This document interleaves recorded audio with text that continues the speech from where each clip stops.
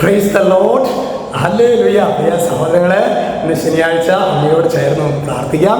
ഇന്ന് നമ്മൾ ധ്യാനിക്കുന്നത് മത്തായിയുടെ സുവിശേഷത്തിലെ 5:13 വചനം വെളിപ്പെടുത്താണ്. നിങ്ങൾ ഭൂമിയുടെ ഉപ്പാണ്. ഉപ്പിൻ്റെ പ്രത്യേകത നമുക്കറിയാം അല്ലേ, കേടുകൂടാതെ സംരക്ഷിക്കുന്നതാണ്. അപ്പോൾ ഭൂമിയുടെ ഉപ്പ് എന്ന് പറഞ്ഞാൽ ശരിക്ക് നമ്മുടെ വചനം അർത്ഥമാക്കുന്നത് ഭൂമിയെ കേടുകൂടാതെ സംരക്ഷിക്കുക എന്ന് പറഞ്ഞാൽ അത് ഉറകെട്ടുപോയ ഉപ്പാണു ഞാൻ, തീ കെട്ടുപോയ വിളക്കാണു ഞാൻ, ഉറകൂട്ടുവാനായാരുവരും എന്നിൽ തീ കൂട്ടുവാനായാരുവരും.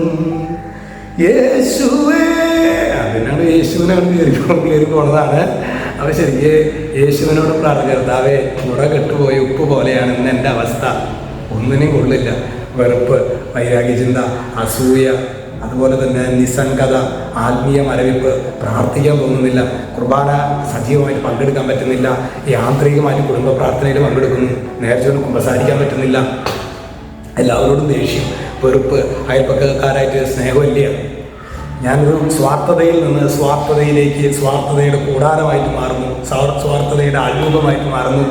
ഇതെല്ലാം പ്രിയ സഹോദരങ്ങളെ, നമ്മുടെ ഉറകെട്ടുപോയ അവസ്ഥയാണ് നമ്മുടെ.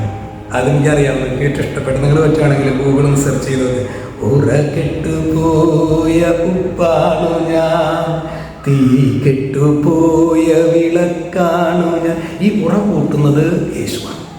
അതുകൊണ്ടല്ല പ്രിയ സഹോദരൻ, നമ്മളെത്ര പ്രതികൂലങ്ങളാണെങ്കിലും പ്രതിസന്ധികളല്ല നമ്മെ തളർത്തുന്നത്.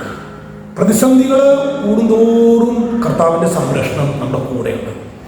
എന്നാൽ ഈ സംരക്ഷണം നമ്മൾ മേടിച്ചില്ലേ, നമ്മൾ ഈശോയിൽ നിന്ന് സ്വീകരിച്ചില്ലേ, നമ്മുടെ ആനന്ദം കാണും. ദൈവമേ, എന്നെ കേൾക്കുന്ന ഓരോ മകനെയും മകളെയും ഈ സ്വർഗീയമായ ആനന്ദത്താൽ നിറയ്ക്കണമേ. യേശു തരും ആനന്ദം, അത് സ്വർഗീയാനന്ദം. യേശു തരും സന്തോഷം, അത് സ്വർഗീയ സന്തോഷം.